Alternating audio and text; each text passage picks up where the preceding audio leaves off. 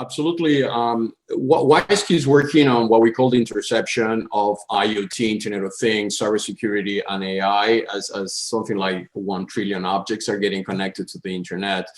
So we are a NASDAQ listed company. We have been working for many years. I was also in the UN before, so I was the lead security officer of the UN for 15 years in Geneva when the web was created here in Geneva. And the company has been working lately in the last 4 years into bringing authentication at the object level. So we have paintings, we have 2.5 million luxury watches. We have 1.6 billion objects that have already been tagged with the microchips with WISeKey. And these objects are sending data, encrypted data to clouds. Those data are authenticated at the origin, and then they are analyzed by our artificial intelligence algorithm. We just acquired a company in Germany with the name Arago just a few months ago. Arago is the leading AI company in Europe, and now we are able to analyze the data. So the latest development for us is using this backend. We are like a platform where you can run secure processes on the top. And in the last 4 months, we have been helping brands to launch NFTs. And we did the world first with Hublot. We did a $1 million NFT with Jacobs. We are doing NFT on very high-end art pieces from very famous museums. And this is getting exponentially growing, right? So it's a very good moment to discuss. And I congratulate you for this panel. I think it's the right time to discuss about this.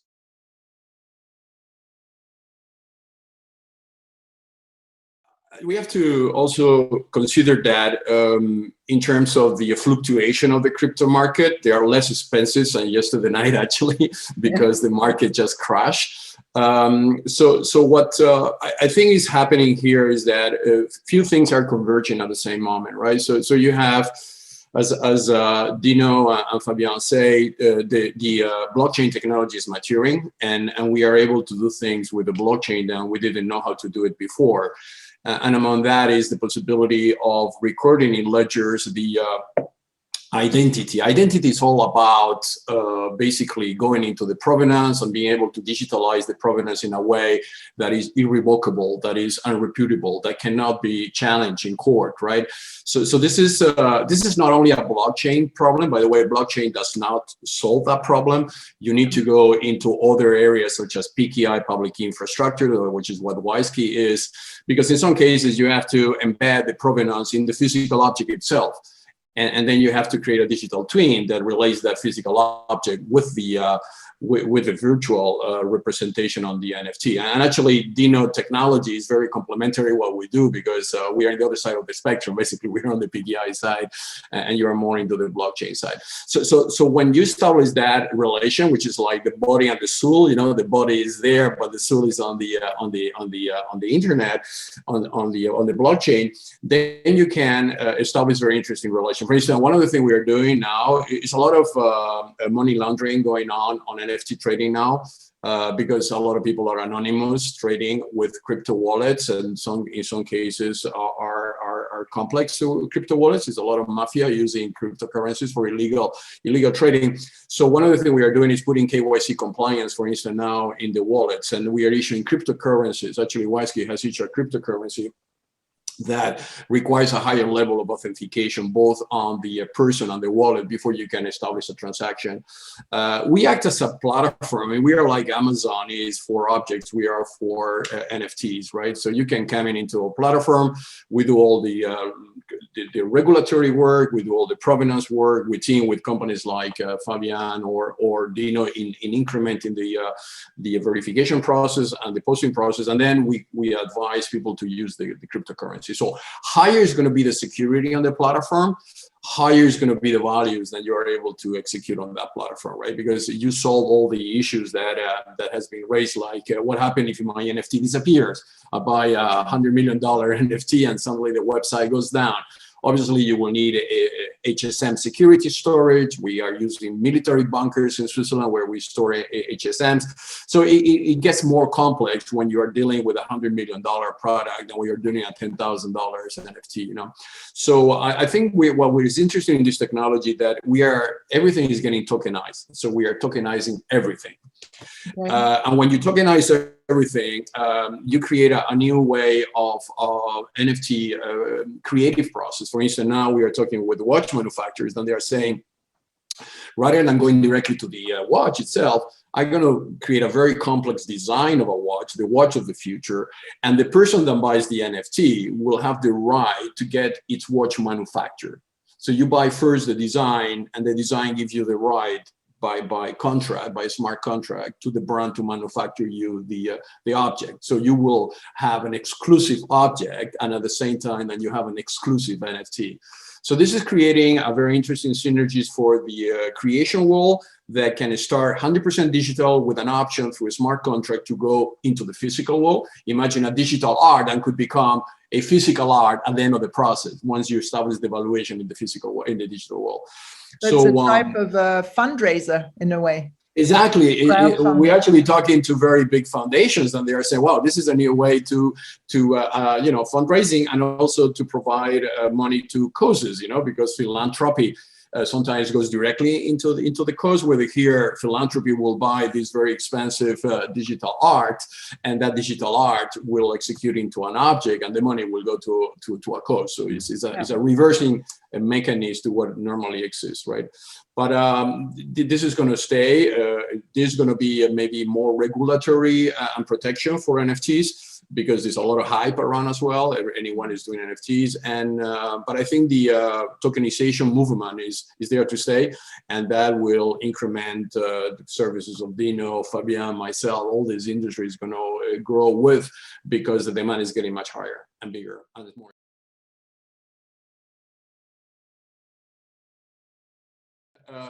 I work here with a lot of auction houses, and you have to think the flow here. The flow is a person that has made a lot of money on cryptocurrencies, and he's sitting with hundreds of or thousand Bitcoins, and he approaches an auction house and say, I want to use my Bitcoins to trade something, right?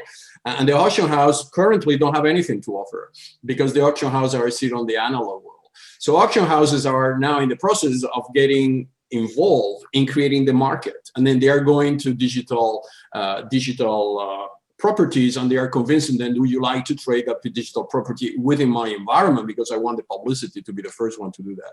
Now, the important thing is that if I am sitting on Bitcoins and I buy a 60 million NFT, I am still keeping the asset. I am just converting from one asset to another.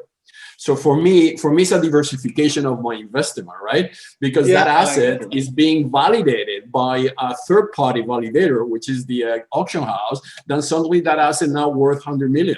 So that is minted in the blockchain. I can now raise money. I can now raise money in another platform and raise another Bitcoins, trading my NFT asset, which has been minted and validated by a third party, and raise money again. So this is where this economy. And you're totally right. At the beginning, I won't say this is being manipulated, but this is the way you create crypto value, right? Is by putting the pieces together. I think what is going to happen, which is exactly what is happening now on the cryptocurrency market, that is going to be NFT 100 million after it's going to collapse for a while.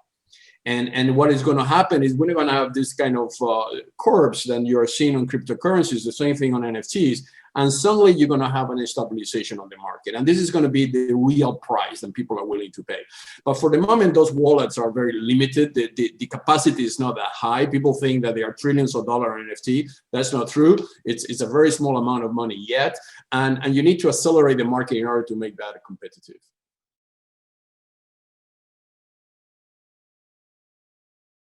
Because otherwise we're going to lose everything, right? Because look what happened with Facebook currency that left Switzerland because FINMA was not fast enough to accommodate to their requirement. I mean, this is a major problem. How do you educate regulators towards the disruption that is happening? I mean, I think that you need a sandbox type of a structure. That's the way you do it. So you let regulators to know that this is going faster than their capacity to regulate. Therefore, they should trust the technology to the point that we demonstrate to them that technology in due time will satisfy the regulation requirement. And this is a compromise that some countries are willing to take. And by the way, the countries that they are taking that compromise. They are boosting their economies. Singapore, Malta. So they're going to be in competition. They're going to be hubs, regulatory hubs, and they're going to be more friendly towards the innovation, and those are going to be the winners. There are some international organizations that they are playing a major role, like in Geneva, WIPO, World Intellectual Property Organization, because intellectual property at the end of the day is what defines the ownership or not of an object, right? Do you own? Can you prove it? So international organizations, like they are doing in other segments, like COVID with IATA now coming with some regulatory ways of getting people into the airports, they must play a major role. In Geneva, we have ITU, which is a telecommunication standard organization, regulate 5G, 4G, and all the standards. Then you have WIPO. So there is a need for them to come in with working with the regulators to create some kind of framework, international framework. They already exist. I mean, identity frameworks exist already. Digital signature legislation is already in force in all OECD countries. So you can build your infrastructure on the top of that. What is very dangerous here is coming only blockchain can do everything, because blockchain has an issue in order to delegate trust. You know, blockchain is a decentralized trust mechanism.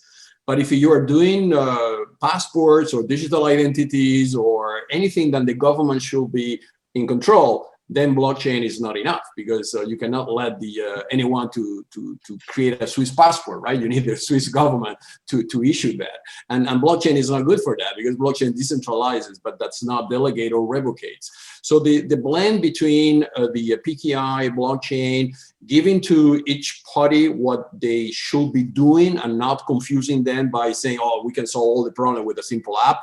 That's a very wise way to progress here, right? And that will bring everybody together. To be honest, in my experience, the last months after we announced the world first on watches, I'm getting now collectors of watches, and they want to just issue an NFT, but they don't want to sell it. They just don't want anybody else to do it.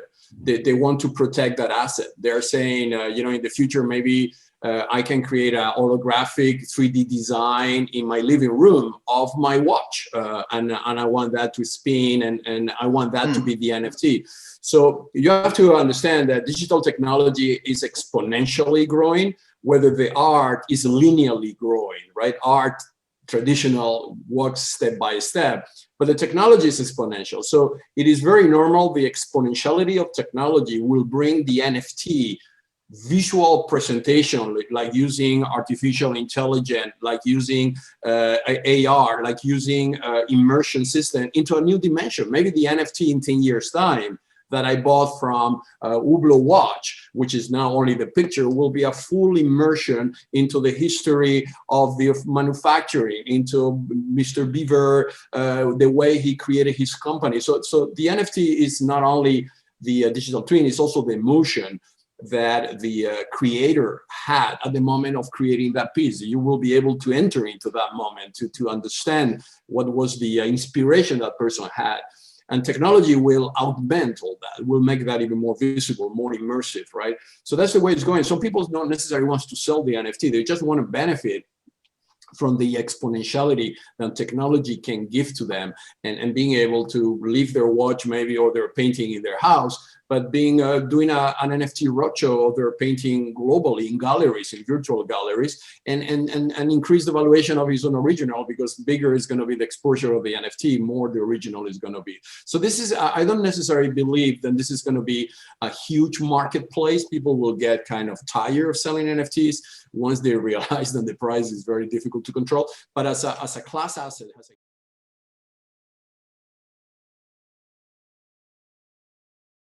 So actually, we are working with museums, and there are two first initial priorities for them. One is to understand that museum, but not only museum, governments, the Vatican, and institutions like that, they have something like the 80% of the art is not on display, right? Because they don't have the place. They have art, which is on boxes, and maybe the last time anybody saw that was a generation ago, or even more, right? So for them to be able to digitalize, actually Louvre is going into a huge process now of digitalizing all the Louvre art. Absolutely. And that digitalization is not only taking a picture, and that you can go and there. This is a hologramic scanning. You go layer by layer. They go inside the painting. They can even discover what was the first image of the painting, and they can then layer by layer create NFT on each of those layers until they reach the final painting.